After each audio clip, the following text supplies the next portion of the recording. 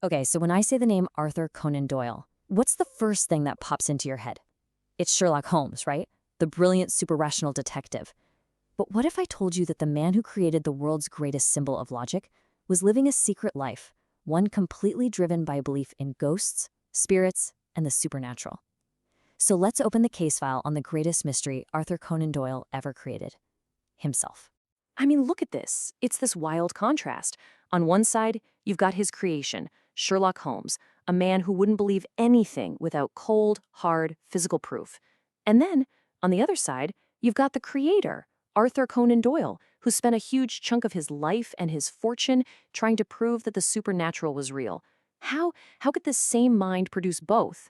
All right, so first up, creating a rational mastermind. Let's dig into how a medical doctor even came up with the world's greatest detective in the first place.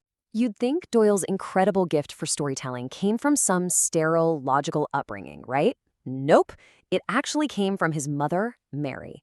She would fill his head with these wild, amazing tales, so captivating, in fact, that he later said they felt more real to him than his own life. So his early life was this mix of that powerful imagination and, well, some pretty harsh reality. He got sent off to a brutal boarding school, and then, instead of going into art like his family wanted, he completely surprised them and decided to study medicine. And it was right there, in that world of science and observation, that the idea for Sherlock Holmes started to take shape, eventually leading to his debut in 1887. And get this, Holmes wasn't just made up out of thin air. He was based on a real person, Doyle's professor, a Dr. Joseph Bell.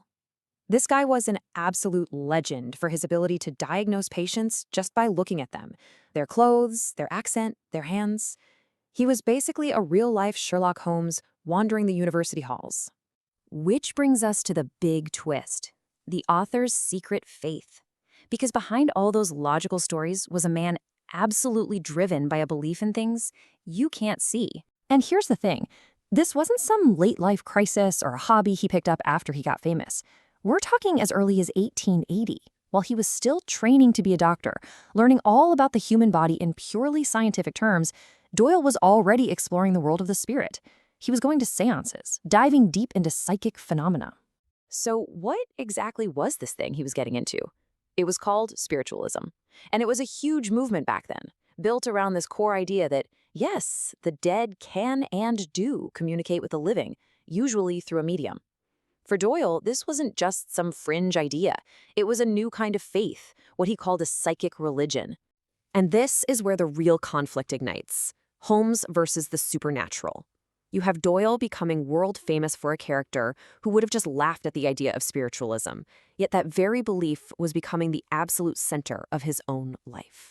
It got to the point where Doyle actually grew to resent Sherlock Holmes.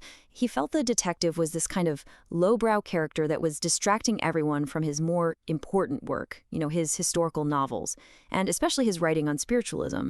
So he made a pretty drastic decision. In 1893, in a story called The Final Problem, he did it. He sent Sherlock Holmes tumbling to his death off the Reichenbach Falls. He thought, finally, I'm free. His readers, as you can imagine, were absolutely furious. But after years of public outcry, Doyle did bring Holmes back. And the reason why, the irony is just perfect. It wasn't just for the fans. The money from the incredibly popular detective stories was exactly what he needed to fund his real passion, traveling the world as a missionary for spiritualism.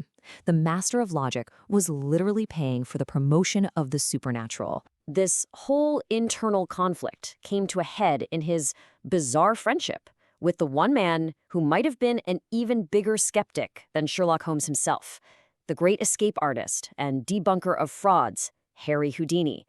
You had the world's biggest believer and its greatest skeptic as friends. What could go wrong? So they had this genuine friendship, but you just knew it was on a collision course. The breaking point came during a séance in Atlantic City. Doyle's wife, who was a medium herself, offered to try and contact Houdini's beloved mother, Cecilia, who had passed away. Now, Houdini desperately wanted to believe, but he was also the world's foremost expert on trickery, and his inner Sherlock just took over. He immediately spotted the problems. The spirit message started with a cross, but his mother was Jewish, the wife of a rabbi. The message was written in perfect English, a language his mother barely spoke, and the tone just felt all wrong. For Houdini, the evidence was clear. It was a fraud. For Doyle, it was proof of life after death. And yeah, their friendship just couldn't survive that. And that leads us to the final chapter, a final fateful mission. This is how Doyle's ultimate passion would lead directly to his final days. So, despite being diagnosed with a serious heart condition and his doctors begging him to stop, he went on one last brutal tour to promote spiritualism. He came home completely broken, in constant pain. Then, on July 7th, 1930, he managed to walk out into his garden one last time, where he clutched his heart and collapsed. He literally died for the cause he believed in. So we're left with this puzzle.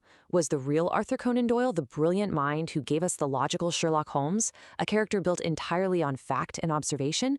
Or was he the man of incredible faith who sacrificed everything, his fame, his fortune, and in the end, his life, for a belief in a world unseen? You know, maybe the greatest mystery he ever left us was himself.